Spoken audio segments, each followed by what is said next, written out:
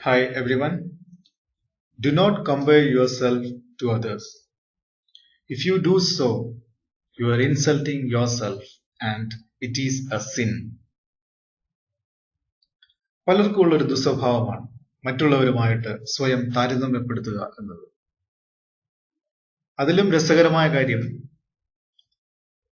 തന്നെക്കാൾ ഒരുപടി മുന്നിൽ നിൽക്കുന്നുവെന്ന് കരുതുന്നവരുമായി താരതമ്യപ്പെടുത്തുവാനാണ് മിക്കവർക്കും താല്പര്യം. എന്നിട്ടോ അവർക്കുള്ളത് പലതും തനിക്കില്ല എന്ന് കണ്ടുപിടിക്കും.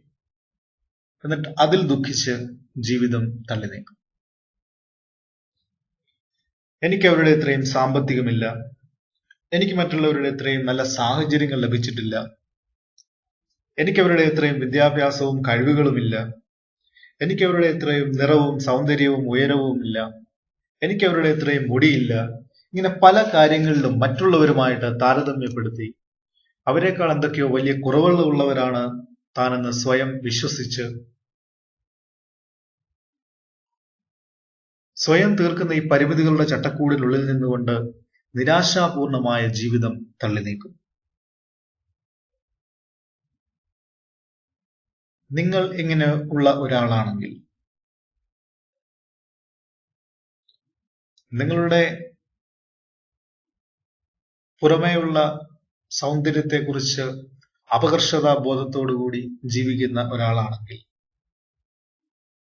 മറ്റുള്ളവരുമായി താരതമ്യപ്പെടുത്തി സ്വയം കഴിവില്ലാത്തവനാണ് എന്ന് വിചാരിക്കുന്ന ഒരാളാണെങ്കിൽ,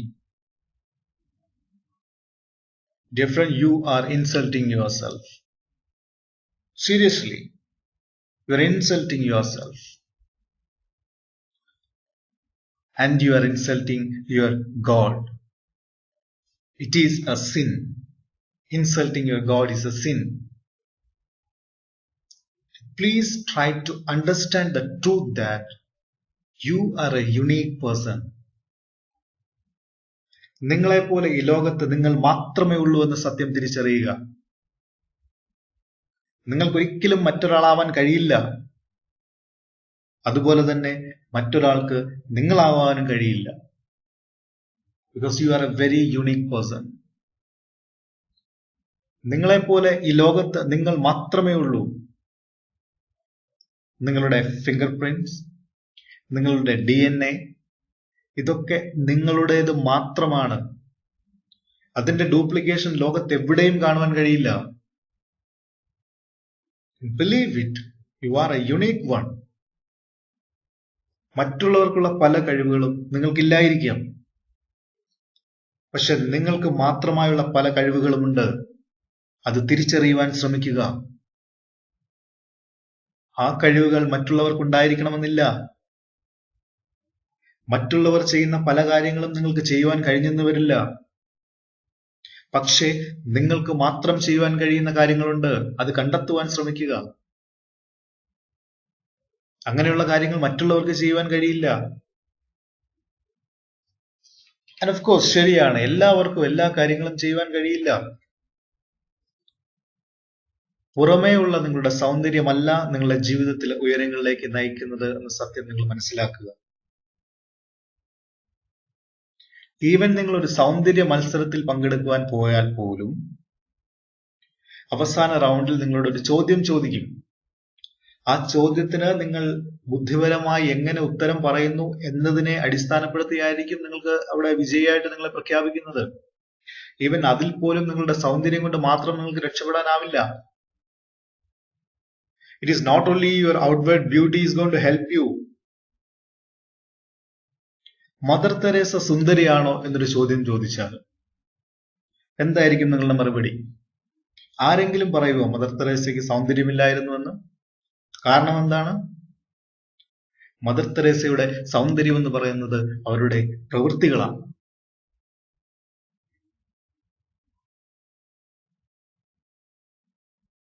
It is not your outward beauty is going to help you to win your life. It is your approach and attitude going to help you to win your life. അത് മനസ്സിലാക്കുക. So don't worry about anything.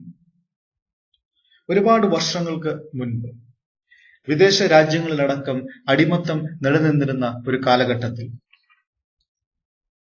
ഒരു വെള്ളക്കാരനായ മനുഷ്യന്റെ വീട്ടിൽ കറുത്ത വർഗക്കാരനായ ഒരു ചെറിയ ബാലൻ ജോലി ചെയ്തിരുന്നു.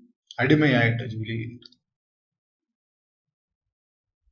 ഒരടിമയായി ജീവിക്കുന്നതിന്റെ എല്ലാ കഷ്ടതകളും അവഗണനകളും കഷ്ടപ്പാടുകളും അനുഭവിച്ച് തന്റെ വിഷമം സഹിക്കാനാവാതെ നിറകണ്ണുകളോടുകൂടി ഈ ബാലൻ ഒരിക്കൽ ആ വീട് വിട്ടിറങ്ങി. അവനങ്ങനെ കുറേയധികം ദൂരം സഞ്ചരിച്ച് ഇങ്ങനെ വരുമ്പോൾ വഴിയരികിൽ ഒരു ബലൂൺ കച്ചവടക്കാരനെ കണ്ടുമുട്ടി. ഈ കച്ചവടക്കാരൻ കുട്ടികളുടെ ശ്രദ്ധ ആകർഷിക്കുന്നതിനായിട്ട് ഇടയ്ക്കിടെ ഓരോ ബലൂൺ ഇങ്ങനെ മുകളിലേക്ക് പറത്തി വിട്ടുകൊണ്ടേയിരുന്നു. അവനങ്ങനെ നോക്കി നിൽക്കുമ്പോൾ കച്ചവടക്കാരൻ ആദ്യം ഒരു റെഡ് ബലൂൺ മുകളിലേക്ക് വിട്ടു. പിന്നീട് അല്പസമയം കഴിഞ്ഞ് ഒരു ബ്ലൂ ബലൂൺ മുകളിലേക്ക് വിട്ടു. പിന്നീട് ഒരു വൈറ്റ് ബലൂൺ മുകളിലേക്ക് വിട്ടു. ഇത് കണ്ട് ഈ കുട്ടിക്ക് പെട്ടെന്ന് അവന്റെ മനസ്സിലൊരു സംശയം ഉണ്ടായി. വളരെ കൗതുകകരമായിട്ട് അവൻ ഈ കച്ചവടക്കാരന്റെ അടുക്കൽ ചെന്നിട്ട് അദ്ദേഹത്തോട് ചോദിക്കുകയാണ്,